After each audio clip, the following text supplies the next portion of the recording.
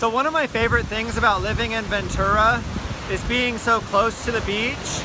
And right now I'm at my favorite beach, which is Surfers Point. And it's just a few miles from my house. So I like to come down here quite a bit and just walk around. And whenever I'm walking around down here, I'm always on the lookout for inspiration and ideas for beach paintings. So it's been a few months since I did my last beach painting, and I'm really feeling the need to paint a new one.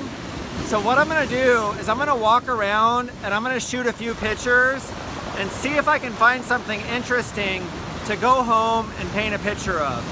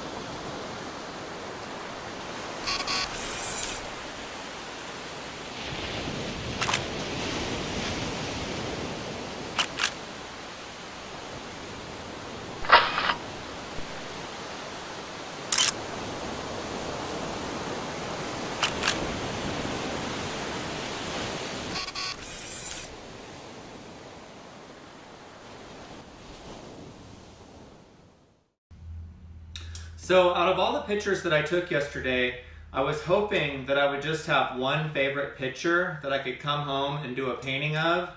But what ended up happening is I ended up having two favorite pictures. So I really couldn't decide between the photographer and the surfer. Now normally I would lean towards just painting the surfer since it is Surfers Point, but I really liked the picture of the photographer just as much. So I started thinking about it, and at first I thought maybe I'll paint both of them on one canvas, or maybe paint both of them at different times. But then after thinking about it for a little while, I thought, you know, I want to paint them both at the same time, but it would be interesting if I could turn the photographer around so he's pointed towards the surfer. So what I did is I printed up this mirror image of the photographer, so he's pointing towards the surfer. So what I'm going to do is I'm going to paint both of these paintings at the same time. And the idea is that they could be individual paintings and I could show them separately. But what I may end up doing is building one frame to hold them both so that I can show them together. So anyway, I'm gonna go ahead and get started, and I guess we'll see how it goes.